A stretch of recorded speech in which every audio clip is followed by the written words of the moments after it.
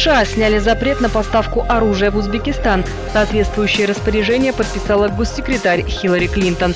Кроме оружия и боеприпасов, Штаты будут поставлять в Среднеазиатскую республику прибор ночного видения и навигационные системы. Это, по мнению Вашингтона, поможет обезопасить путь доставки военных грузов в Афганистан. Эксперты Мигбанк, компании, входящей в высшую лигу брокеров Форекс, Академии трейдинга Master Forex V, отмечают, такое решение политическое руководство США приняло не просто так. Не стоит забывать, что долгое время Штаты наотрез отказывались поставлять вооружение Узбекистану. В адрес страны сыпались обвинения в деспотии и тирании. Лидеров Узбекистана неоднократно называли диктаторами, а их политику – недемократичной. Причем такое отношение сложилось еще в 2003 году, задолго до кровавых событий в Андижане. Напомним, что ЕС запрет на поставку вооружения в Узбекистан снял еще в 2009 году. Штаты решились на это лишь в 2011. Тогда была поставлена пробная партия бронежилетов.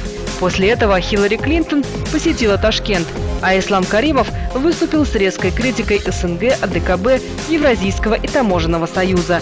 США остались довольны партнером и возобновили военные поставки полностью. Разрешение будет действовать до конца сентября 2013 года, а далее продлеваться каждые полгода.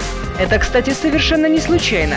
На 2014 год намечен вывод войск из Афганистана. И чтобы держать Узбекистан в узде, Вашингтон оставил за собой право приостановить поставки вооружения.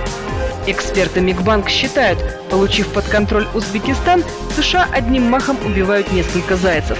Во-первых, они получают возможность влиять на Москву через интеграционные образования СНГ и на Китай через ШОС. Во-вторых, имея отходные пути через Узбекистан, Штаты могут шантажировать и играть на нервах у Пакистана. Ну и в-третьих, Вашингтону открывается уникальный шанс держать под контролем всю ситуацию в Средней Азии и получить плацдарм для военных действий против Ирана. С вами была специальный корреспондент биржевого лидера Master Forex